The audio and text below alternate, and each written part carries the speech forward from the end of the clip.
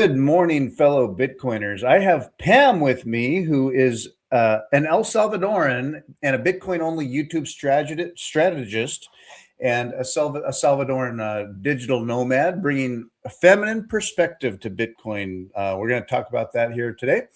And she is into Bitcoin sovereignty, being adept at social media. She likes to travel the world, working on her own terms and building brands, establishing media presence online.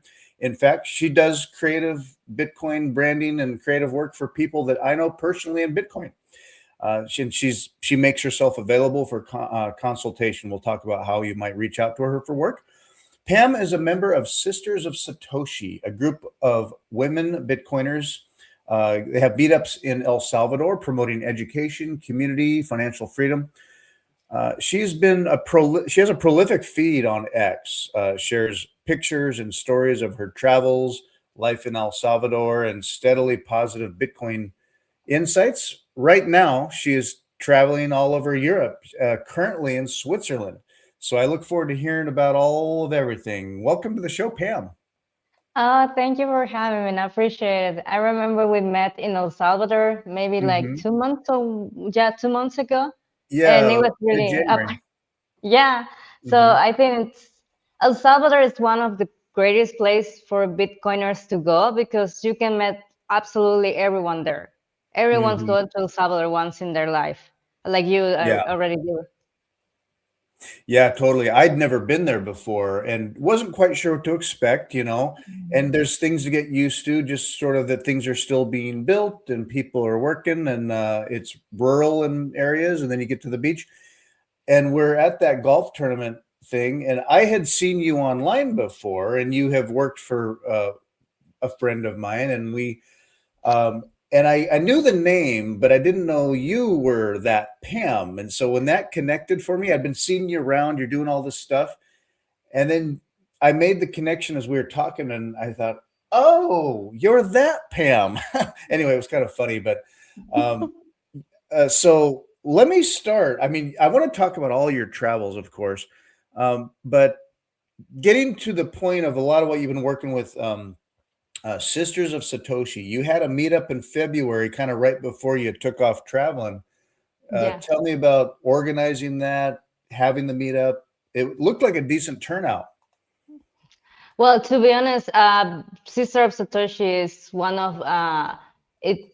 It started and we created like a year ago already, and we just because it was we went to a Bitcoin meetup and three women's just the three of us. It was the only ones in that meetup Hmm. in Bitcoin. So we decided, hey, we should have more women in Bitcoin meetups between us. Literally, we are just three women, and then we start to make more women interested to get to those meetups, not just, and the moment it was just Bitcoiners visiting El Salvador. And then, of course, right now we are three Salvadorians that we are helping each other to create this community, the Sister of Satoshi. So in that moment, right now that we are trying to build our mission is to get more Salvadorians, more women Salvadorians to Bitcoin because it's El Salvador. Even if right now we already know that it's a Bitcoin country, we know that it's very accepted in some of the places in compared with other countries. It's still very early to say that women are really adopted Bitcoin. In Hmm. not just in El Salvador, it's just around the world. We still see a few women interested in things like investing, to savings, to personal finances. So at the end, we try to get to those women at the end in Salvador, like Salvadorians, to connect with our real perspectives, because it's not like we are going to talk to somebody about something outside that maybe is something very common in the US, but for Hmm. Salvadorians, even they don't have a bank account, how they're going to connect those topics or those concepts. So we try to make this like a small take of Bitcoin, like an orange pill, without trying to bring like Bitcoin like the main topic all the time, because at the end we know that Bitcoin we can talk about it in different perspectives, in different ways.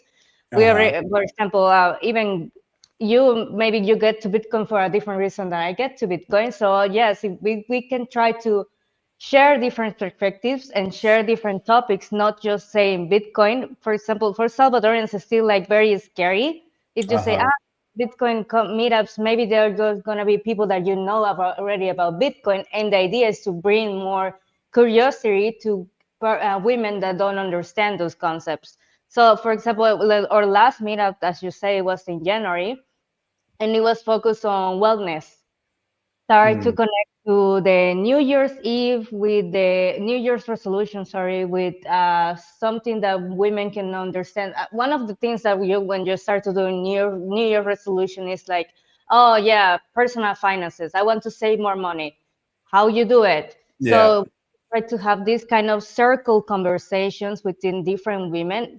Most of the time, they also join already Bitcoiners and Salvadorians bring it, and they create a really interesting community between English, Spanish, and we try to speak and translate at the same time different perspectives, because it's good for other women to have the different perspective, or just to have a different a personality that maybe to Mm, them be like a really role model to follow.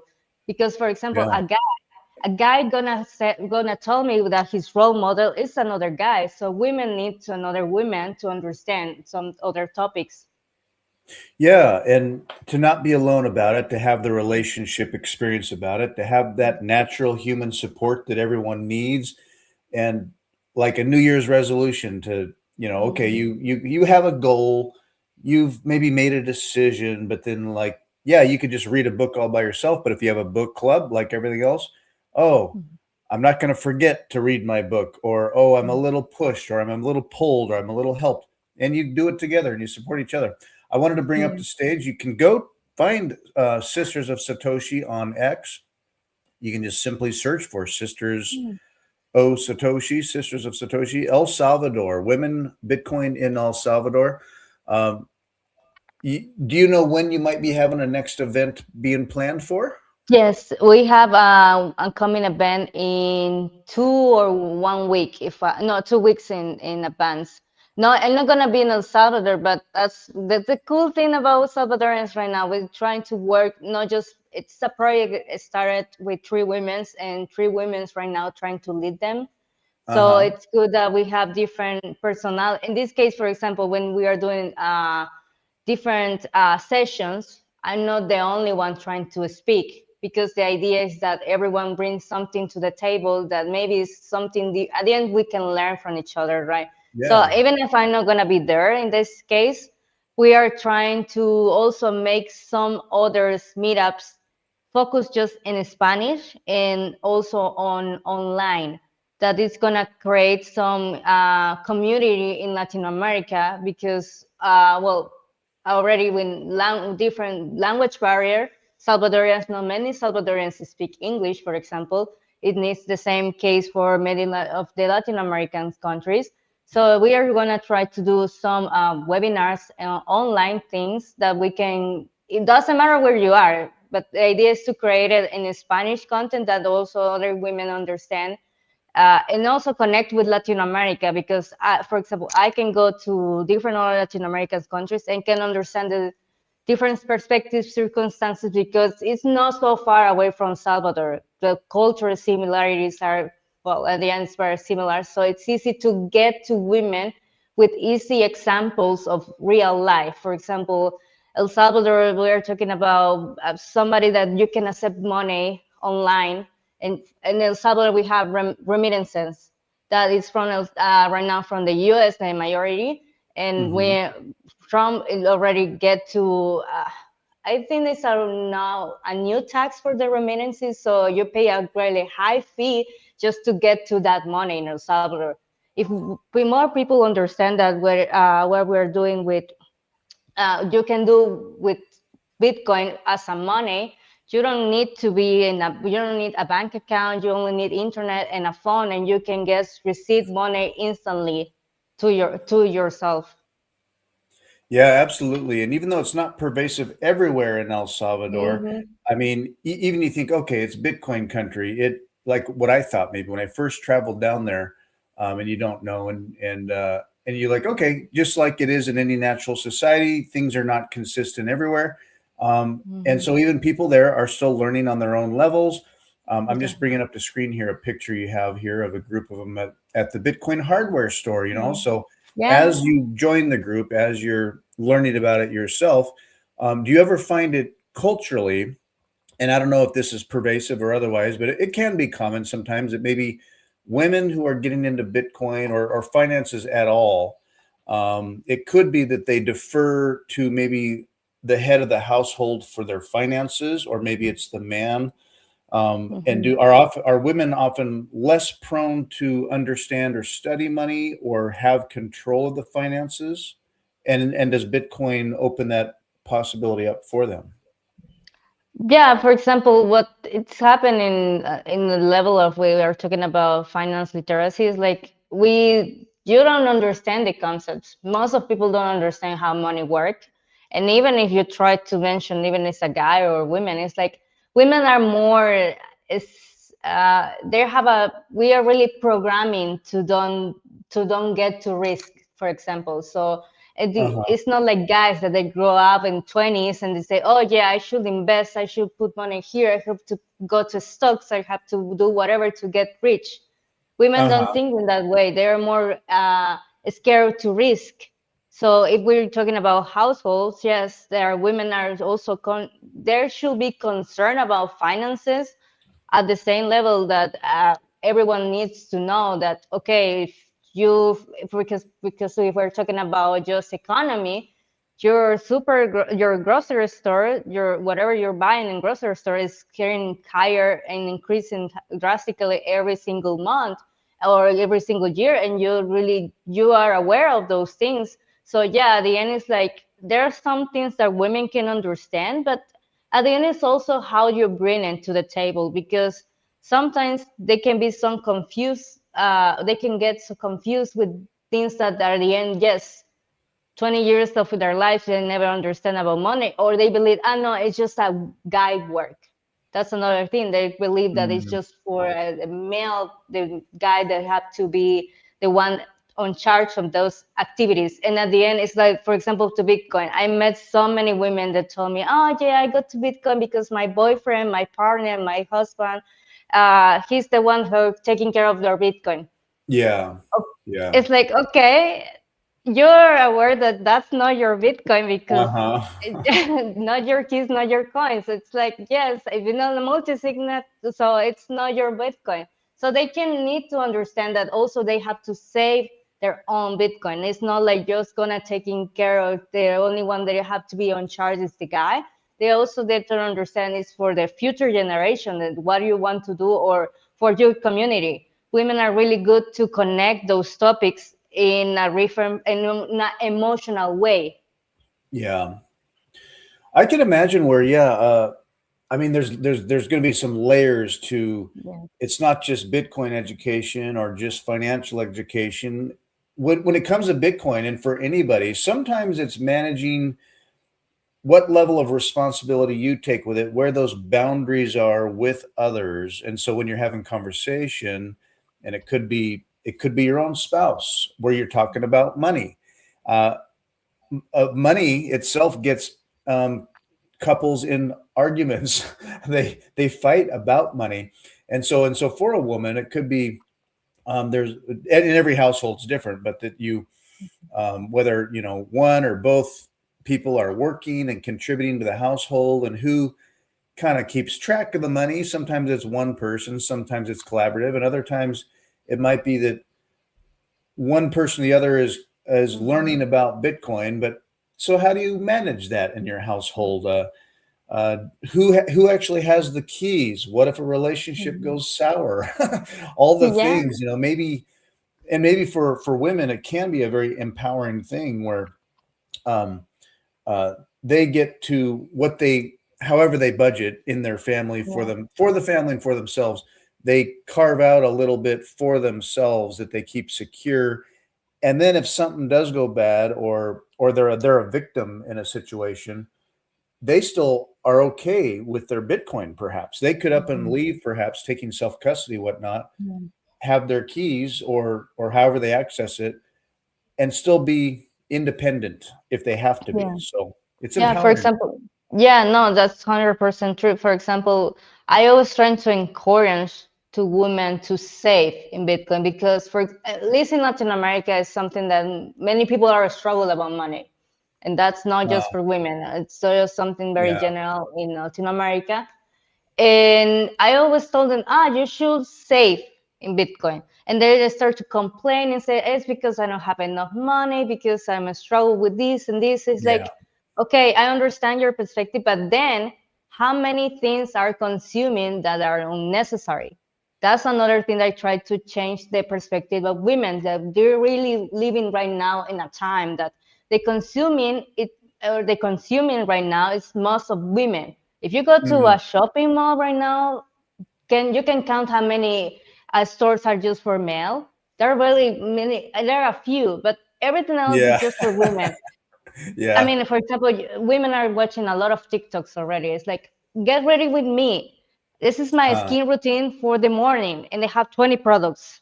20 products that I don't think that a women need it. But then it's like, yes, everything is just about get beauty, don't get the age to, or your hair, or your sure. clothes. And it's like women are really consuming a lot of unnecessary things that at the end, yes, you can buy a dress tomorrow and you're not gonna wear that dress for 3 years. So yeah, at the end it's like also we try to switch that pattern that yes, if you want to save money, what things are you consuming right now that are really unnecessary? Yeah, just a mindset shift. And Mhm, even when say you're not saving, but you're used to consuming, shopping, whatnot, yeah. and that can just kind of become a habit or a pattern, and then it's just what you do. And even so, say you don't just totally cut that, but you Mhm, start saving as well, and saving in Bitcoin, and it does shift your thinking to, oh, I'm putting some of this money somewhere else for the future. um, I could do yeah. more. I could do more, and Yeah. it can temper your consumption or your need to maybe whatever void that was that maybe you're getting some more of something. Um, Mhm, it's not like if it's burning a hole in your pocket and you got to put it mhm, somewhere instead of like getting more stuff or shopping some mhm. more. Yeah. Yeah, you can browse, but put more away, put it in the future, and then you watch that stat grow, and Mhm. it kind of perhaps short Yeah. circuits a little bit of that need or feeling of, oh, let's go shopping. So it's a good Yeah. incentive changer. Yeah, Um, it is. I'll throw up here real quick. If you remember, Bring Facts was at the golf Hi. Max and Stacy Golf Invitational. We saw him down there. He says good morning to us. So Buenos días. buenos dias, OG. Bring Facts. Um, that's where I saw him in person for the first time, and Yeah, you as me too. well. That was really fun. And oh boy, I have a couple of thoughts to talk about. But you do some work in the graphic editing and online social media stuff. And tell me about El Salvador from your perspective. Did you grew up there, or how long have you been living there? I grew up in El Salvador. I lived straight 25 years of my life without moving around. I mean, without right now I have already I'm gonna be around 3 years, 3 years and a half been traveling around. But before Uh, that, I never went in. I never used a plane before. I never went to an airport more than just visit people, but never go to outside El Salvador. So yeah, I grew up in El Salvador, from San Salvador, originally, and yes, El Salvador have many really difficult times in the past. I sure. mean, yes, it was very unsafe. Hmm. And one thing I always mention to people, it was too normalized. There was too many um, murders, criminality. The ending was you'll just live with that way. And it's Uh-huh. sad because now we can see like the Western countries are flipping in that pattern too, which is Yeah. also sad. But it's so bad for kids grow up in this environment that you cannot even visit your friends because maybe they're living in the different in a dodgy area or in a city that maybe it's another gang, And at the end, Yeah. it's just invisible. You don't know which one gun is which one until you are there. And there is, yeah, it was a lot of criminality and a lot of things that was just happening in Mm. front of your eyes in the middle of the day, and nobody cares. And it was so, just, it's really in, Like, what are you going to do about it? You know? yeah. Yeah. And yeah, right now, just we have around 5 years ago that everything changed drastically and too quickly, that security was and it's safe. It was something that Salvadorians we didn't have for a long time. So yeah, it's just too. For example, we didn't have even a night lifestyle. For example, people Uh-huh. go to restaurants to, I don't know, 10 p.m. in at night. We didn't have that kind of things because people are really too scared to be outside, because something can happen, or in the middle of the night, or yes, it was just don't we don't have that environment in the past. And Salvadorians, we always been so friendly, but yeah, at the end it was like, who you gonna trust, or whatever person that you see around you is like, yeah, everything was too scary. Mm. And yeah, people just get robbed in the middle of the day. My brothers, they get robbed like twice, 2 times in the same month. Oh And it's boy. like, wow, yes, welcome to El Salvador, right? So yeah, many Do you things are just remember different. growing up with that backdrop? Do you remember feeling scared? Sometimes kids don't know better, and then they Yeah. notice later, oh, yeah, it wasn't great in ways. But did you feel scared, or as a female in particular, potential victimization? Well, Um, as a female, yes, I always feel scared as a female. But mm, when I was a kid, I remember one time, for example, if you've been in El Salvador or in Latin America, we have many residences with gates and mhm, security gates. mhm, It's just because protection, because and even right now we still have those gates and securities, because it's just also different to just sweep the chip for Salvadorians think, oh yeah, everything is good right now. No, we're still in that process that, yeah, we was too normal for more than 20 years, right? mhm, So for example, when I was a kid, I remember I was playing with my neighbors, and just somebody get behind. We are in the residency, and just in front of the resident, somebody get a shot. So it was like we didn't just listen. We didn't be there in front of, but just listen. Those uh, the gun just there, and it was like, okay, what was that sound? Because it's not for mhm. a firework. It was in the middle of the day, and then my mom just get scared and get to me and say, "Are you okay?" And it's like, "Yes, what happened?" So yeah, it was just a few things that I didn't understand at the beginning, but it was also very common that you hear guns everywhere, Mm. in the morning, in the afternoon, at night. It was so common to hear those things. And then also people get, for example, when they rob you, it's not like they're gonna show you a knife. They just Mm. talk to you and say, "Give me your phone." One thing that many Salvadorans do is like, okay, if somebody asks me for my phone, I'm not gonna ask him, show me your gun, right? Because I Right. met many persons, not close to me but near to me, that they just passed. They just pass away because yes, they decide to not listen to the person and follow the instructions, and then yes, they dive just for a phone, for example, for something too materialistic that at the end it was not necessary, right? So yeah, Mhm. it was many people get to that point, and yeah, I mean, it was kind of scary, but at the same time, it was like I know.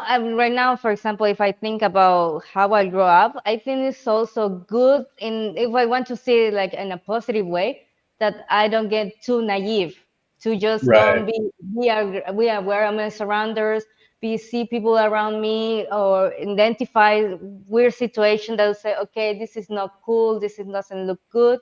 I'm gonna move away because yes, right now that I'm traveling, sometimes most of the time I'm been traveling solo, and as a solo female traveler, it's like just have to be also aware Sure. to those things. Doesn't matter the country, Mhm. because yeah, I grew up in El Salvador, and then we experience things, and I hear another things that it was too normalized that now it's like, okay, I'm not gonna be in those situations that they're gonna put me in a wrong spot.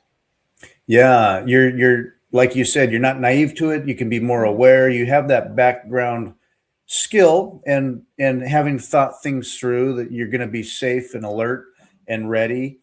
Yeah. And And now, but like yeah. when I went to visit El Salvador recently, El Hmm. Salvador is so safe, so peaceful and harmonious, and all these good Yeah. people. And now that you're when you're traveling around, like in Europe, I'd say there are Hmm. many places you can be in Europe that are less Yeah. safe than El Salvador right now. You can come to America and be less Yeah. safe than in El Salvador. Yeah, that's Did you true. always have kind of a travel bug, or when did you start thinking, "Oh, I'm gonna travel"? Like you've been in Paraguay, and Yeah. where did you first travel? When first time that I left El Salvador was to Colombia. I Colombia. went to Colombia and I went to Medellin. And right now I'm been in Medellin in Colombia like many times. I Oh, really visited in different times because I really enjoyed Medellin, a really nice country. And Colombia is a really nice country. And then Medellin in specific, I really like the lifestyle, the people, the environment. And I have already a few friends there. But for example, what you mentioned about El Salvador, and when I go to Colombia, it's like people are really scared about Colombia because yes, Colombia, it's like Mexico. People hear about Mexico, and it's like the first thing that they have in mind is like, oh, this is too dangerous.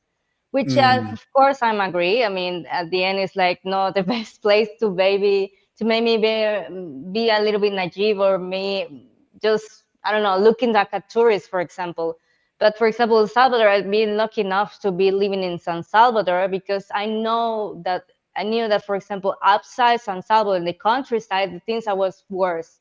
Because at least in San Salvador exists the police, can mm, be corrupted, yes, but at least make that feel a little bit better.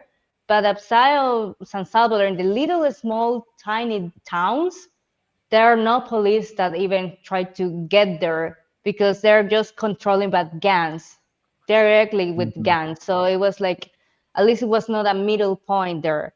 And then, for example, Medellin, to me, I've been visiting Medellin more than 5 times already, and I never have a bad experience with Medellin because mm. I'm not gonna do something like I'm not gonna do in my own country. And yes, I mean you can be in a reference, you can get robbed, or you can just get can robbed, or they can I don't know drug you just because you are in the time in the spot and the time the hours that you should not be there. So yeah, I never experienced something bad in Medellin, and I will recommend it to people to go to Medellin because it's really nice. But at the end, it's Mhm. like yes, you only need to understand that you don't have to act or looking for something doing stupid things, right? So yeah, my You know how to experience fit are in, and yeah. You yeah, know how to like, even as you're having fun, you're not gonna be stupid. yeah, yes. Mhm. Yeah, so yeah, I mean, I really enjoy Medellin and personally, and I've been travel around.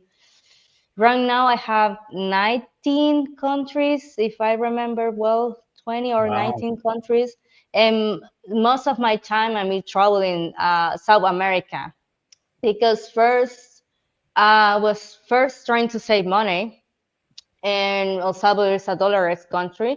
So I Mm, decided to go to the South America that they have pesos and different other currencies that it was more they're weak against to the dollar. So I was like, okay, maybe I can find a new spot to live and connect, met to know, get to different cultures because at the end I'm speaking the language, so it's mhm. easy to me to connect with the locals and understand the perspective of things that are happening. And I'm not traveling like a tourist, like just for a week I'm gonna be here and then I move a different country or go back to my own country. I've been living for at least a year in every place that I've been staying because I really try to don't see just the tourist spot. I'm trying to connect with the local people, that what they're doing for a living. Why is for example, there are countries or cities that are really very, uh, they're really fast. in the lifestyle, and it's like, oh yeah, everything here is so fast that I don't like it, and my preferred places that are more slowly calm down. People are really chillax. For example, Paraguay is one of those places that really people are too nice, really too nice, and they're Too too nice. friendly. Yeah, really too nice. They're really friendly people there. Uh-huh. Specific with Paraguayans, I get really well with them. Hmm. And yeah, I just visiting, exploring food, culture, what is the education level there, what people understand different um, about different perspective, and specific also about Bitcoin, because most of the time when I'm traveling, I also travel with conference or things of that get to Bitcoin. For example, Paraguay, they really have a big community of Bitcoin and compared with other countries than Colombia. Colombia is very crypto. They have a lot of noise around, really not feel like purely Bitcoiners. Or Uh-huh. Argentina is the same experience that I have. I pay many things when I was living in Argentina with Bitcoin, but they also try to accept different other cryptos or other and NFTs, for example, too, that just to don't get to pesos, because in that time it was that the inflation was more than 200%, right? So I Uh-huh. get to Argentina, and Argentina really have like a lot of crypto noise, and Paraguay in Uh-huh. specific, Paraguay is really good for Bitcoiners. They have a really big community, and they try to teach also to Paraguayans to understand Bitcoin, which is also cool. Yeah, I was talking with last month, I think it was, with the Bitcoin libertarian. He came from Argentina. He Ah, lives in Hong Kong now. yes. But so in a lot of Latin America, there's a lot of growing crypto Hmm. awareness, and there's a lot of crypto podcasts that are in Spanish. So, um, you know, Spanish speaking podcasts that you'd think they'd focus on Bitcoin, but they have their own hustle games going on with all the fiat crypto stuff. And it's there's a willing audience because they have their own currencies that have struggled or have failed in the past, and they're Hmm. looking for a solution or something. And so crypto generally looks like a solution, and there's a Hmm. lot of Yes. Spanish speaking shitcoin Hmm. podcasts. So the Bitcoin libertarian, he's been focused a lot lately on Bitcoin maxi, Bitcoin only Hmm. in Spanish, and pumping Hmm. that out Yeah. to all the Latin American countries so that they in Spanish can hear Yes. and understand about why Bitcoin only. Yeah. Um, Now, just this past year, you visited Germany, Croatia, Slovenia, Austria, Mhm. Switzerland, and Paraguay for the first time, and Yeah. came back to El Salvador 5 times. I'll bringing this post up real quick here. Ah, sí. There you are. You mentioned that, and taking pictures along the way where you travel. Um, Now you spent quite a lot of time in Paraguay. Yeah. What 2 months. had you stay in Paraguay for so long? What did you do in Paraguay? Well, funny enough, I went to Paraguay first because it was a conference, but the conference, of course, is not more than a month. It was just 2 days of the conference. But I was like, okay, if I go for the conference, and then I was thinking to this first time to Switzerland. So I was like, okay, maybe if I stay 2 months, I can save enough money to be 2 weeks in Switzerland. So that's what I did. I went to Paraguay to save money to then visit Switzerland. And at the end, I didn't know about Paraguay. It's my first time in Paraguay, but I really get too many. For example, every time that I travel, it's like, okay, I'm watching a lot of videos about the place, the country. I also, if I know somebody that was there, it's like, what is your experience? Because yeah, I try to get to the point to know most of as much as I can about the country without visiting before. And I was like, Mhm. okay, maybe I can be in Paraguay at least a month. And if I don't like, well, I'm gonna move to different other country because Paraguay is in the middle of South America, so I can go to Colombia that I really visited many times, or I can go to Argentina or Peru that are very close to each other. So at the end, I really enjoyed too much Paraguay because I feel that first I was very productive. I feel that working there was really felt very inspired.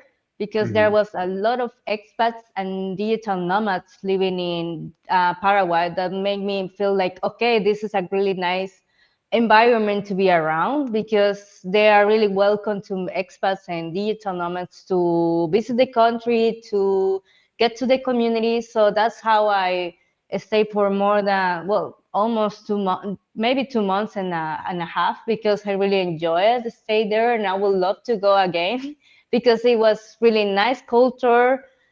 They love a steak, and the steak in Paraguay is crazy cheap and really good.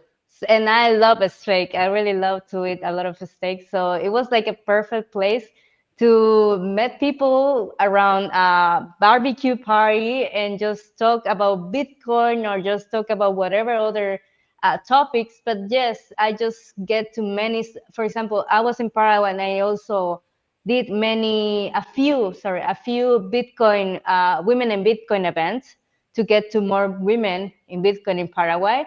And it was too good that two Paraguayans women get to me and say, "Hey, we would like to do this more often." And right now they have a Bitcoin community just for women in Paraguay, and I'm very happy that somebody taking care of that, because at the end I'm not Paraguayan, and at the end Wow. somebody had to lead. There should be somebody from the country, from somebody local. I tried to do the same in Medellin in Colombia. I did just one time a meetup for women in Colombia, and it was not really a good experience because it was a lot of noise. People really don't understand what is Bitcoin. Some people, women, are more like crypto, and it's just difficult to change that switch Sure. without. I mean, it's more like they should do it by themselves, right? So it's like, just I don't gonna be arguing with this person, but at the end, it's like, yes, that helped me a lot to understand what are the culture or the reality in the any all the countries that I try to do women in Bitcoin. Mhm. Yeah, and it's hard to get through that when Yeah. someone has made a step to decipher things about their fiat paper government issued currency, and they start to get into crypto and they start to learn a lot of new things and they get excited about it, and maybe they've seen like various number go up or whatever. There's also that gambling hook. Some people like to play it Yeah. and feel like they're smart about it, or that or people can get rich, Mhm. and it's a hook, and then it's hard to pierce through that Change. and move Yeah. on past that and understand like you're kind of gambling and Hmm. um, and some people want to do that, or they and you hate for them to figure it out by getting wrecked, or to watch Hmm. some assets they've just believed in also slide into oblivion as well, or whatever, Hmm. get Yeah. lose it, get wrecked. Um, so yeah, piercing through that to get to the final answer of Bitcoin. Hmm. Um, but so as you travel and you document it, and I was showing up on stage here, a lot of your as you travel and as you document it, you have all kinds of experiences, and Yeah. put it up and share your life as you go. The conferences and the people you Yeah. meet. Um, it's really fun to watch and see as you travel. And then you came back to El Salvador after Paraguay. We're in back home again for a while. Now you had your Sisters of Satoshi meetup Yeah. in January, and then shortly after that, you started on a big European trip. Tell me about that. That's more focused all around Europe, and you're there. You're in Switzerland right now, right? Yeah. So, where did you start, and where all have you gone? And yeah, what Well, funny countries? enough, I usually don't have a plan. It's more like, Oh, I'm not gonna say that I go to the flow, because I also not going to the flow, but it's like the last year, I was like, I did my New Year's resolution and I say, okay, I spent too much time in El Salvador, not saying in a bad way, but I say that I didn't go to Southeast Asia yet. uh, So right now, if I would like to go to Southeast Asia from El Salvador, first it's very expensive. It's also a long journey, a long travel, and it's like, well, I will do it like steps. So right now I've been before Switzerland. I was in a Canary Island, and now Oh. I'm here. But yeah, I mean, it's like I always move. For at least for right now, I'm always moving. Pretty sure that maybe gonna change in a few time in maybe it's gonna change and maybe this year that I'm gonna finally settle in a place. But right now I just try to discover something that I didn't have in before. Then that was like travel, the experience to travel. Because first, when I was in El Salvador, I graduated like a fashion designer, and I loved my job. I really enjoyed that, and that was the reason why I studied fashion. But then I get to the reality. The salaries in El Salvador are too bad. Mm, For what I have to work, for how much I was doing, and of course 95, and I didn't experience see the sun as much as I want, or yes, a few things that I start to understand that I couldn't, I didn't enjoy it, and I was just with less than 3 years working already after the university. And then one day I remember I was looking for my vacations, my holidays.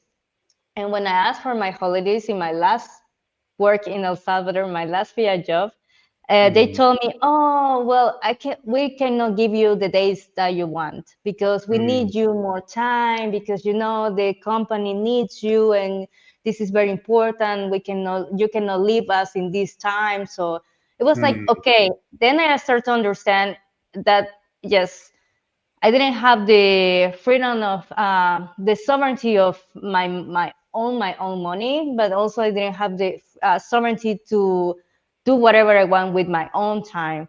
In this case, it was like the time that I deserved to do a vacation, so I couldn't travel even if I want, because yes, it was like I always struggled with somebody saying no is no. And then I start to realize that maybe I should just change, do something different in my life if I want to see results, right? So I mm. was start looking for study English to just like, oh, maybe I can have another kind of work, maybe in English speaking or something remote, because I was looking to do traveling, and so I was looking for remote work. And then I realized I get to the point that when you start to looking for jobs, you're not just competing. For example, when I was working in El Salvador, I was just competing in El Salvador. But when you're looking for remote workers, you're competing with everyone, right? So Mhm. I get to, okay, I was in many interviews, no results. Nobody told me, oh, yes, we need you, we hire you tomorrow. So it was a rough time to me because I was trying to do something different. And then one thing that I tried to do to improve my English is went to Bitcoin Beach. I went Oh, to the beach to speak with tourists because I uh-huh. say, okay, if these guys don't speak Spanish, the only way that they can speak to me is if I speak with them. And yes, that's what I did to improve my English. So I will start to talk with different persons. Some of them Bitcoiners, some other just surfers, so just people around the Sure. world, right? Because El Salvador start to get to the point that more international people start to visit us. So that's how I met a Bitcoiner who, at the end, he orange pilled me, and yeah, that's how I start to do something different with my life. Awesome. And that takes a little courage because you got to put yourself out there, meet random new people, and navigate relationships. Yeah. But learning English unlocked a lot of the world in terms of when you travel, Yes. there's a language that more people can can understand or Yes. communicate with. And so you really put in the proof of work in that regard, just pushing to study and self-teach, not just language, but socially. And so, Yes. as you were at Bitcoin Beach learning English, that's when you learned about Bitcoin. Sorry, what do you say? The question? When you were down at Bitcoin Beach, that's when you learned Bitcoin Yes. Yes. for the first time. The first time, well, I Yeah. mean, I hear about Bitcoin a year before that orange pill me because I get to Bitcoin like in the end of 2022, but 2021 already was a legal tender.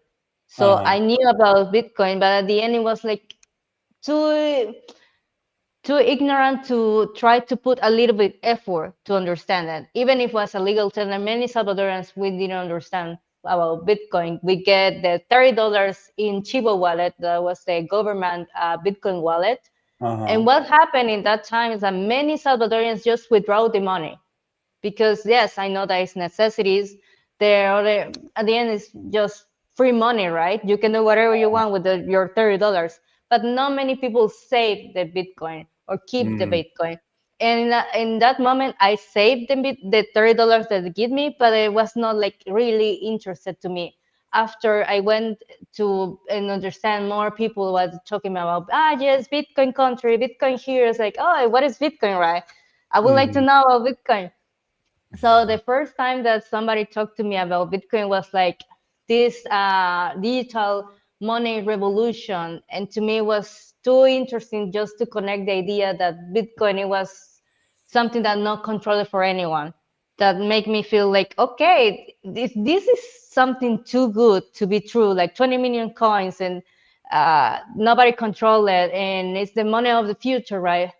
I would Mhm. like to know more about it. So that's how I get to understand a little bit about Bitcoin.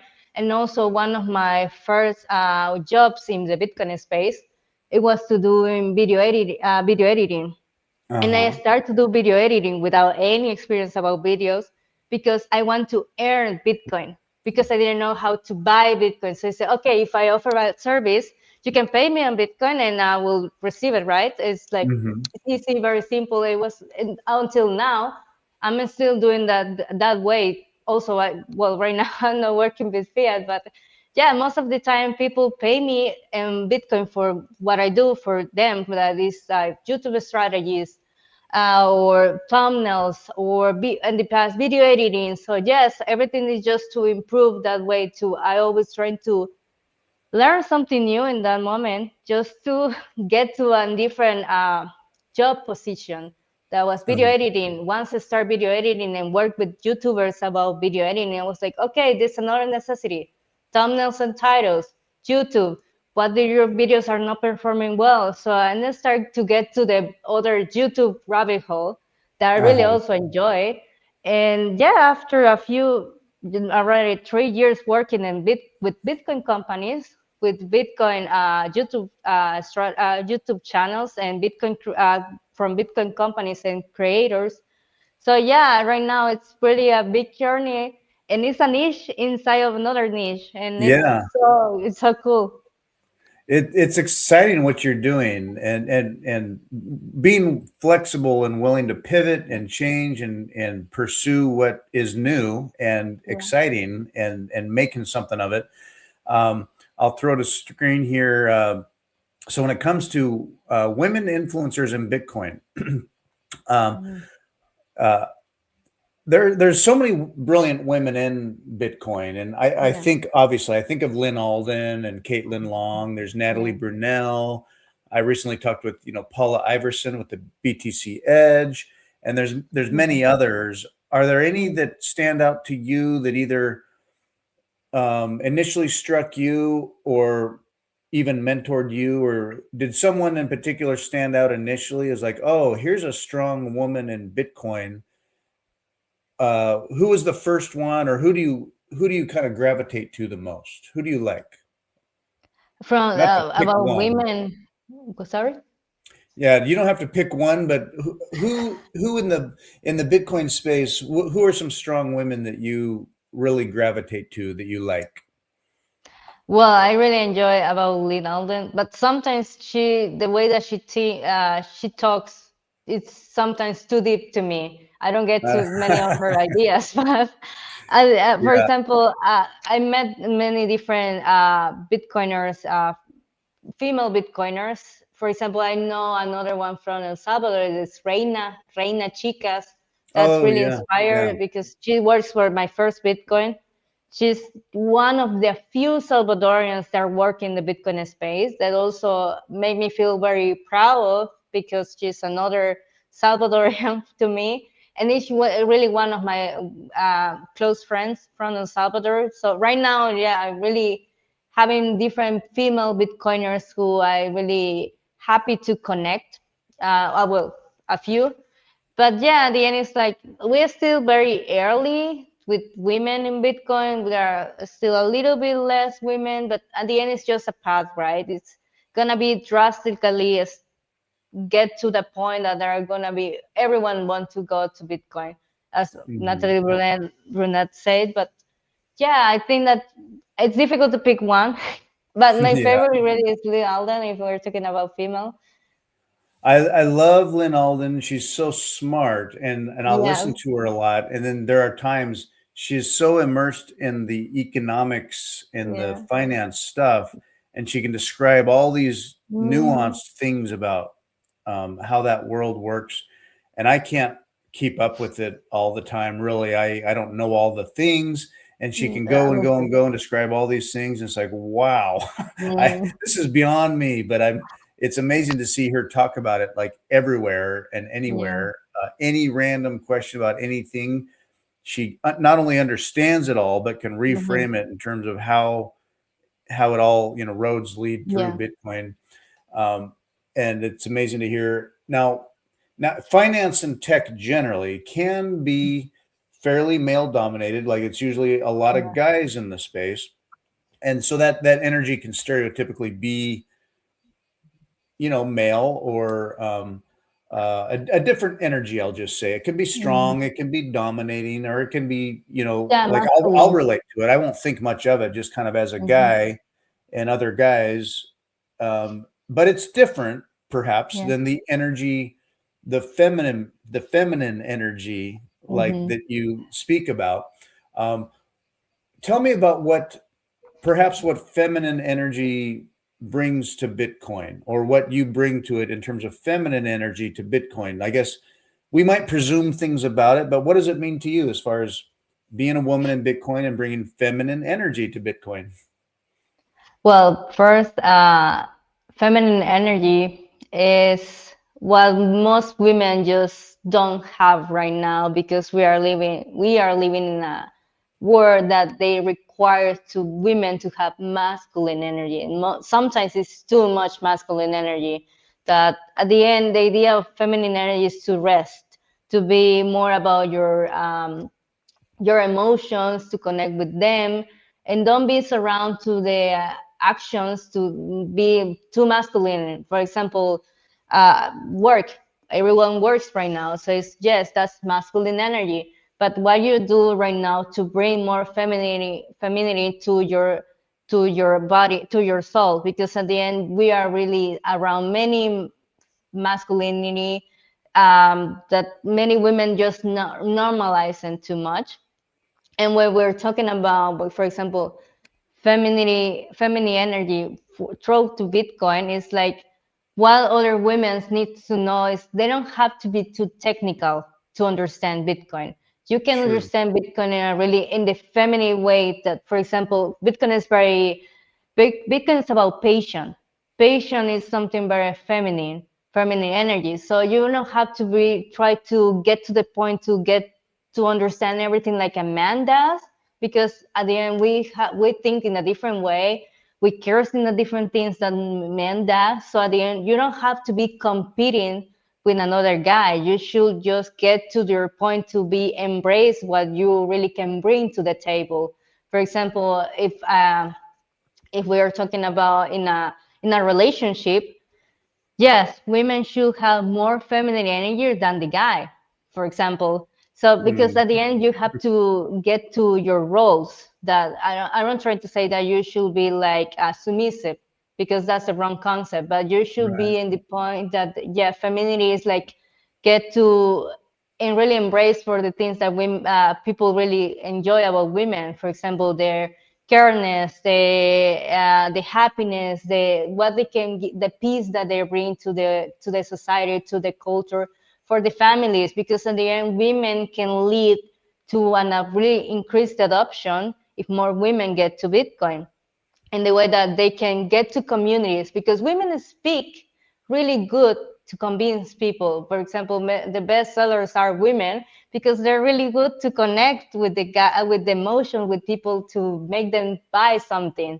So at Uh-huh. the end, it's like, yes, get to the, don't be, don't try to compete with guys to try to get to Bitcoin, because Bitcoin, in fact, is not just about get rich or mining, or get to the point that maybe Bitcoin is for you to see in generational, to see in your generational wealth, to understand that also be careless, that it's also part of the journey. And you don't have to get too bit too technical, too mathematic to get to say, yes, I'm a Bitcoiner because I understand all these topics that guys that. No, because at the end you're not competing with another. And society right now, that's what try to do in mainstream media. It's like put against the guys. Like, guys are too bad. Women should be more empower women, right? Like, women boss, or women should understand more about careers and don't care about, for example, families. There right now, we already know that, not, for example, in Germany, they really don't have a lot of people that are really getting pregnant or really having families growing, because Mm, society really is against those things, interest to increase it. Because at the end, society can change just if we have a different path with families. And families is that idea that you have a role, two different roles, that you have a mom, you have a dad. So there's those different energies, they have to be combined to have a perfect balance, right? Because at the end, it's not bad to be feminine, it's not bad to be a masculine, a guy, for example. But yeah, it's about just everything's about it's about balance. And Bitcoin can bring that balance, because right now many women are too stressed.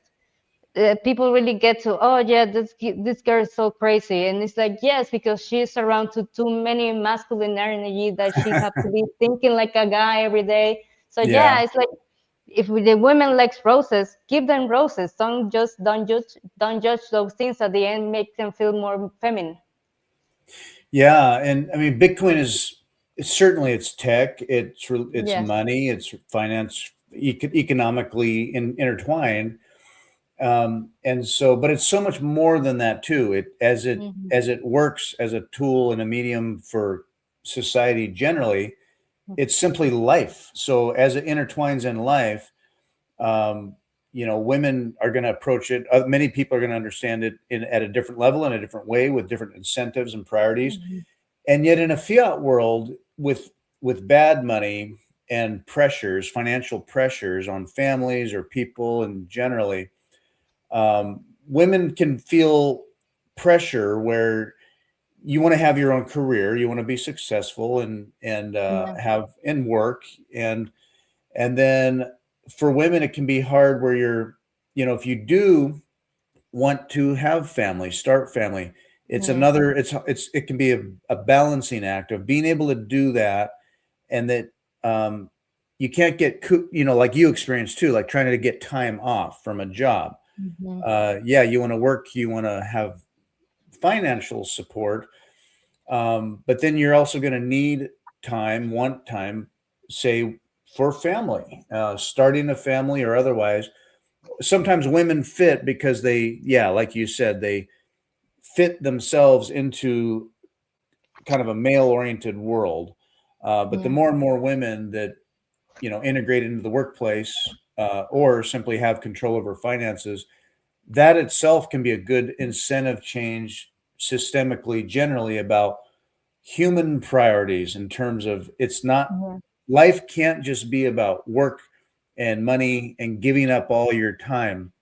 We got to balance that. And in a family situation, or men and women together, being conscientious of what humans need, not necessarily Hmm. what money needs from us, or what, a company or business needs from us all the time. There's a time and a place for that. But saying, this stuff should be working for people, and Hmm. people need to, are going to have kids, are going to have families, Yeah. women are going to need different things, and can't just act like men to make it work. Yeah. So it's an important shift that needs to happen. Have a balance when it comes to Yeah. work and your time. Yeah, for example, femininity right now is misunderstood like as something weakness. For women right now, it's like, no, you don't have to, you have to be the boss, you have to lead, you have to tell whatever you want to say. It's like, okay, yes, you are right, you can say whatever you want, but at the end also you have to understand what are your feelings or what you're feeling right now it's correct, or just process some things. And some women really believe that it's femininity is not a weakness. At the end, it's like more feminine area is about intuition, it's about resilience. Femininity can bring community because you can connect with people in a different perspective than guys that, for example. And Bitcoin, Bitcoin allows women to reclaim that balance. For example, we can be independent without losing our softness, and also you can be free without losing your emotions, your connection. So yeah, at Right. the end, it's like you have to understand what is the balance about feminine energy, and it's not bad. At the end, feminine energy is when the brain attract to guys act like a man, because there are many guys right now that are not acting like a man because also society make them feel so soft. Right. And it's like There's that too.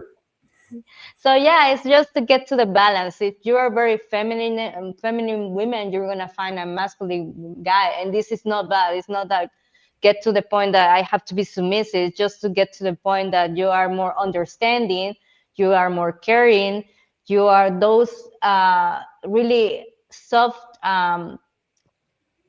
thing characteristics that they're for women only.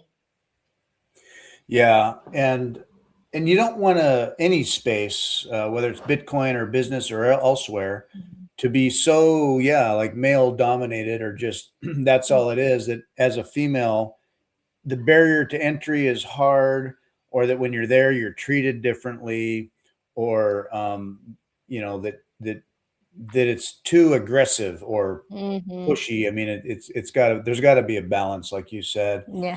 Um, as you do you ever feel as a woman in Bitcoin, do you ever feel like inherently you're just treated differently, or people presume things about what you may or may not know, or what your approach is, even as you espouse feminine energy overtly? It can be a double-edged sword. Yeah. There's a lot of positive, and Yeah.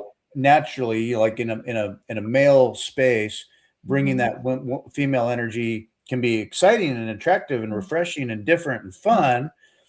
Other people don't maybe handle it all the time well, or do you ever feel like you're treated in a negative way simply because you're a woman? Well, yes and no. For example, sometimes some people can understand maybe my intention in a different way that I was not projected. For example, I try to be very empathic, very friendly because that's how I am. But Mhm. sometimes people cannot understand that my personality is that way, and they maybe misunderstand it. And it's like, okay, no, I don't try to be too friendly, right? I just You're try not to be fake. polite. Yeah. But yeah, sometimes can be that can be happen. But for example, in like women into Bitcoin, as you say, there are not many women, but at the end I don't feel discriminated, at least in the times that I'm being with people. It's like they give me my space, they make me feel confident, and in the end if I don't feel like that way, just I leave, because I not try to negotiate my peace, for example. But uh, at the end, I didn't have really a bad experience with Bitcoiners in general, because I also put my boundaries of what I like or what I don't feel that is correct.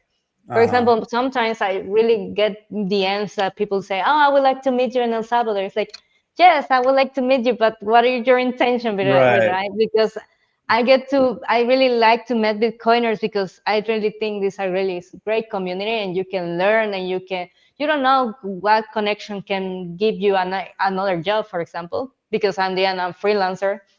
But yeah, it's like also they have to understand that my perspective to get to them, it's just to be friendly and positive way. And it's not like I'm looking for a date, for example. Right now I have a boyfriend, so it's like, yeah, I just try to put those boundaries, like, okay, this is I can be friendly, I can go to the coffee with you, but for please don't know my, Right. misunderstand my intentions, right? Yeah, and a guy doesn't often think about those kinds of things the same way. Yeah. They're just kind of good for it, or they're just kind Hmm. of Yeah. going. And a woman has to navigate a lot of boundaries around things like that. Hmm. And sometimes it's like it's nothing negative, it's nothing personal. Yeah. You're very positive, you're very, fun and good energy. And then sometimes right up front, if depending on where it goes, a guy doesn't think about having to make sure you understand, like, Hmm. this isn't a date or what. I mean, like a guy's just kind of like, whatever. And a woman has to manage, either upfront Yeah. or over time go, oh yeah, no, it's not what you thought, or what, Yeah, usually I'll whatever. say up front just to Yeah, get, don't get to the wrong point. yeah, yeah. So anyway, a little different thinking goes there Yeah. sometimes. As you've traveled and you've been to so many, what, 19 countries now and stuff, Yes. how would you compare? I guess on one hand, you still always kind of consider El Salvador like home. When you go home, Hmm. that's you go to El Salvador and you can unwind and be back in the place you grew up. As Yeah. you've traveled, um, what has been your, maybe it's hard to pick, kind of like picking your favorite woman in Bitcoin, but favorite country you've been to, or how would you compare them, and then how they're similar or very different from El Salvador. Hmm. Like Europe lately, you've been, uh, speak to what you want to Yeah. in detail or not, but where all have you been bouncing around in Europe? And then how do you compare that with each other as well as to what you're familiar with back home? Yeah, for example, last year I went to Germany and I'm, I didn't like too much Germany because, for No? example, Salvadorians, every time I go to back to Salvador, well, Latin America, I always say, oh yeah, Latinos are very friendly. But when I go to El Salvador, they're too friendly. They are just Oh, so different, other kind of friendly that I never experienced anywhere in Latin America. Because Salvadorians, I don't know, they're a different spirit. And yes, people are really, it's that kind of people that you say, okay, people here are kind of poor, but people are too friendly, too happy, too positive, that I don't know why, but for example, Germany, I was in Germany, they told me, okay, don't speak with anyone, don't say hello randomly, don't say buenos dias, buenas tardes, because people can get offended or they can be angry or maybe you can have a conflict with somebody. It's like, okay. Well, they told me, yes, don't, they're just used to don't being don't kind do of it, left right? alone. Yeah, it's like people just like to be alone. And one another thing that you see in Germany was like there are not too many groups of friends. The Hmm. majority of groups that I see was like three. That was the big group that I see, like friends going walking around. But in El Salvador, there are too many people around you. It's like five, four people, six people, like talking together. It's like a lot of friendship, and at least it's a small country, but Hmm. it's like a kind of, you know, somebody that you can know somebody that it's your friend. So it's like, yeah, it's very easy to somebody knows you. And yeah, for example, one of the places I didn't like so much, it was Germany. Yeah. But maybe I should give another chance, maybe because I went to winter, so maybe I was not in the Oh best yeah, month, time of year. in the best Sure. mood and ever. But Latin America in general, I like Colombia and Paraguay. Paraguay, they're really friendly people. My first time visiting Paraguay, I was truly alone, and I was not expecting to have friends. But then I have many friends there, and I was like, wow, this is a really great community here. That people are just happy to help, happy to be friends, happy to, for example, when women know that I was just women alone, it's like, oh, you should go with us to this restaurant. We are gonna dinner and blah blah blah, and we're gonna enjoy this. And it's like, oh yeah, well, I would like to join it. And then I get to different other events, or they have many barbecues during a season. So it's like, yeah, I went to many barbecues. I like a steak, and they only you only need to bring a piece of steak or wine, and that's all. It's like, yeah, I just like to that kind of culture that you don't, everything is more easy going. Not everything is doesn't feel like everyone is stressed for work. That's something that happened in many of the big cities. For example, I never been in Bogota, in Colombia, Okay. for that reason, because it's a big city Mm. that I feel it's gonna be that pattern. For example, I was in Brazil. I went to Sao Paulo, and I don't gonna recommend to anyone to go to Sao Paulo. But generally speaking, I have really got a good places that I'm being that reminds me to El Salvador, because that's how Yeah. I grow up. That's how I like to be treated. That's how people. I remember my last time in El Salvador.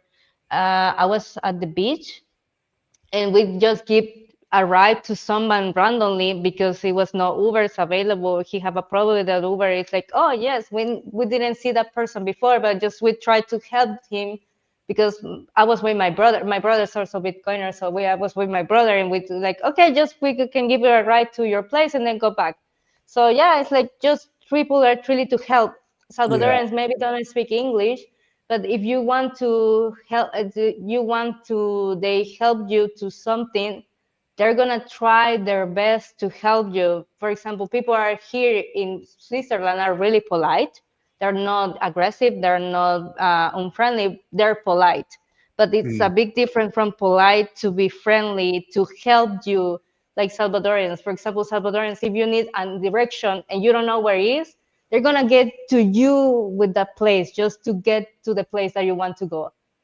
So Mm. something like that. There people really try to help even if you don't understand your language.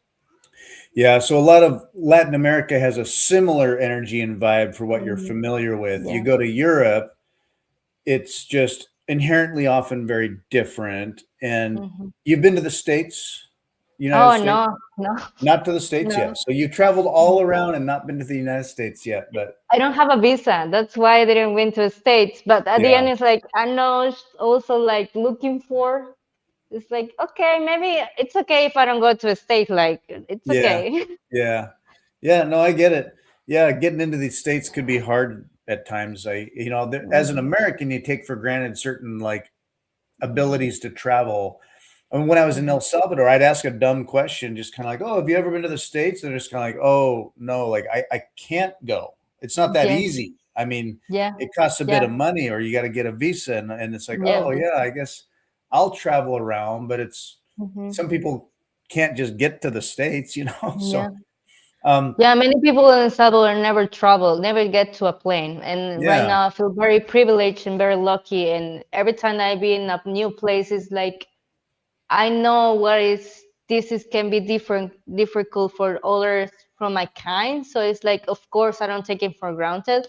I'm really happy for what I how I grew up because when I came from a family that maybe we are not rich, but we'll never be poor. I never feel like I really have any struggles in my life with my family, and I really have a really good family. That's main my reason why I always come back to El Salvador because my family, my Salvador, my friends are really well. I can easily make friends everywhere, right? But at the end, it's uh, like just to get to the people that I know from the past and be very humble for the things that I have right now. It's like everything changed in my life in a perspective way. Everything changed in my life because of Bitcoin, because I decided to do something different with my life. And some people don't understand what it took me to do that.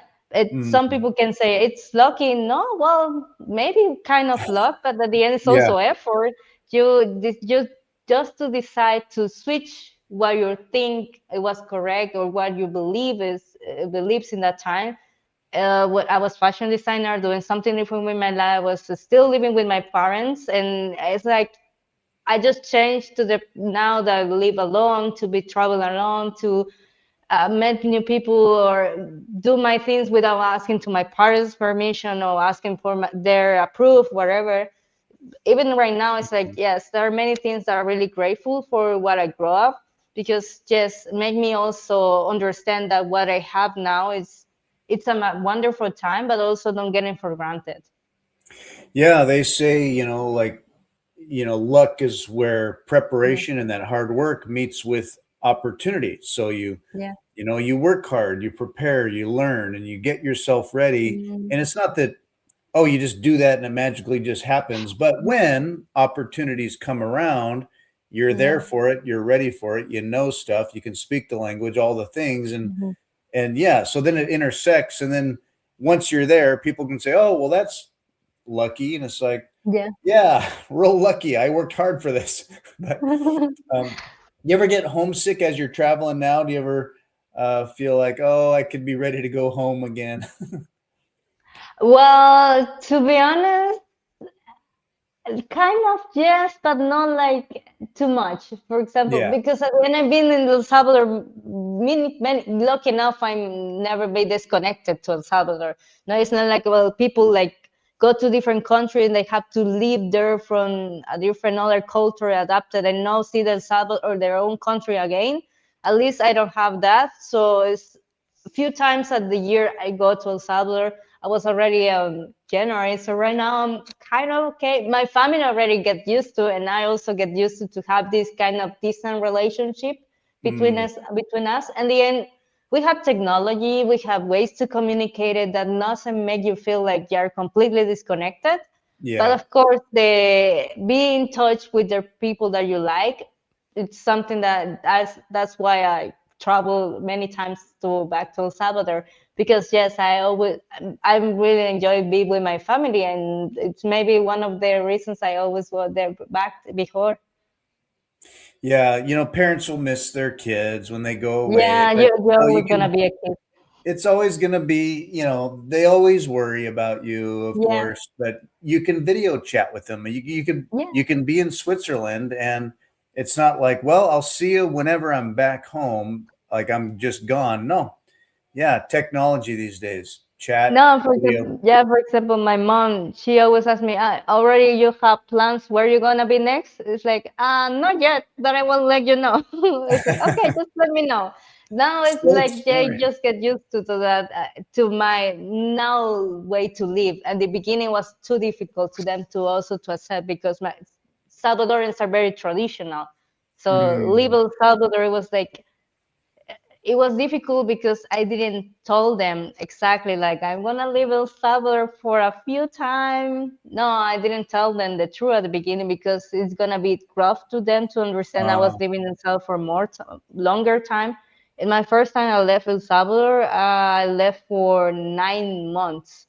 It was oh, normal, not too bad, not too short, but yeah, to my parents understand that it was not easy, so that's why I didn't tell them at the beginning. So I just tell them I'm gonna leave El Salvador 1 month, and then I'm gonna go back. And then when it was the 1 month period, they asked me again, "Hey, you're coming El Salvador?" It's like, "Oh, I'm gonna have another more." And then I just start to keep the for 3 months, and then I told them because in that time I was in Colombia, and then I told them I'm gonna extend my time in Colombia for another 3 months, and then they stopped asking me. she's just a traveler, and that, you know, you're adventurous and courageous. You've broken the mold with tradition. You didn't just kind of, well, I'm El Salvadoran. This is kind of how we are. This is traditional. This is how I'll probably just live my life. You've been seeking and going and doing, which is very admirable. It's quite adventurous, Thank and you. Yeah. I'm proud of you for all that. Um, for people to find you, I was going to bring up the stage here. Your X site. People can find Yeah. Pam at Pamela Posada, two E's there. Yes, I can double find E. you, and you've got a very prolific feed. There's you on the beach. Do you think you always have to, from time to time, be somewhere near a beach, get that Yes. sunlight? I like the beach a lot. I really love Salvador. Really have great beaches. If you go to Bitcoin Beach in El Salvador, if you go a little bit further from the Bitcoin Beach, there are also amazing beach in El Salvador. So yeah, it's the good thing about El Salvador. You can be in the beach in just in an hour from San Salvador. Yeah, yeah, yeah. From anywhere in that country, you're not too Yeah, far from the beach if you want to go. yeah. And I think someday, if I don't live real near a beach right now, but someday I want to be at least near a beach Mhm. anywhere I live. But someday, and who knows, maybe El Salvador. Yeah. Sisters of Satoshi's. You can find Sisters of Satoshi, Sister O Satoshi there. They've got the site there. Mm, You can follow them and see the pictures and activities and upcoming events. And yes. particularly if you're from El Salvador and want to connect with others doing Bitcoin, that's the group. You've got your, let's see here. Let me go to Instagram. You've got See? pictures you post up as you go, Yeah, travels. more of my travels, yes. Lots of pictures. There's a Sisters of Satoshi Yes. meetup, and in the plaza, and just traveling Mm. all around. Fun to watch the pictures um, and see you here, there, and everywhere. Yeah. A little bit on YouTube as well. You can See? find Pamela Posada as well on YouTube, and you put some clips and shorts and videos up there as you go. You can go right here, subscribe button. You click that right there. And on Noster, you've been on Noster a bit too. Noster's different, but a good way to reach out to people that don't want an algorithm feeding them their feed. But No, I enjoy Nostr. Since the start Nostr, I get to the Nostr rabbit hole. I was taking too much time to get to my keys and set up my accounts, but it was totally worth it. Right now, it's easier than when uh-huh. it's started, but it's good. I like Nostr. It's really decentralized. Yeah, it's that freedom tech applied to social media, and it Hmm. gets everywhere.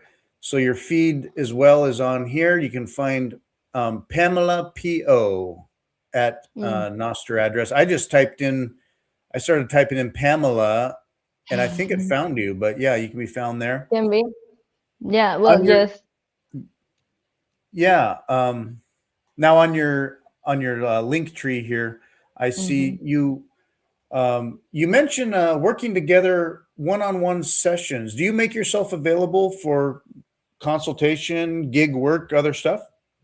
Yes, yes. That's the reason I have that tab in my LinkedIn is to get to people that really want to improve the YouTube strategy.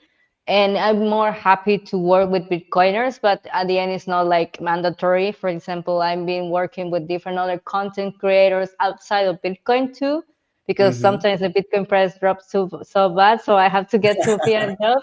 But Yeah, I yeah, also, it's a way to people really can connect with me and see what is the problem and where we can work together and what we can offer to. At the end, I want to improve to get more Bitcoin to YouTube large audience, and that's why I enjoy working with Bitcoiners because it's also it's not the same. For example, when you work with somebody that don't understand Bitcoin, and it's like you have to teach that person and understand the concepts again. And happy enough, I already know those things, so that's why I try to encourage to work with Bitcoiners most of my time.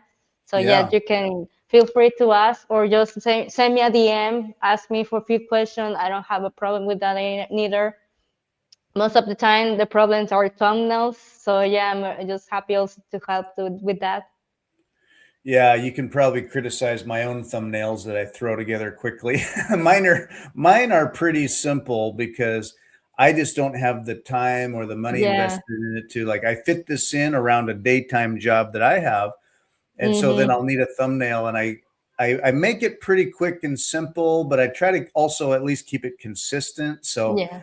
anyway, Yes, you in can look at person. my thumbnails and be like, oh, okay. But anyway, I at least I do it.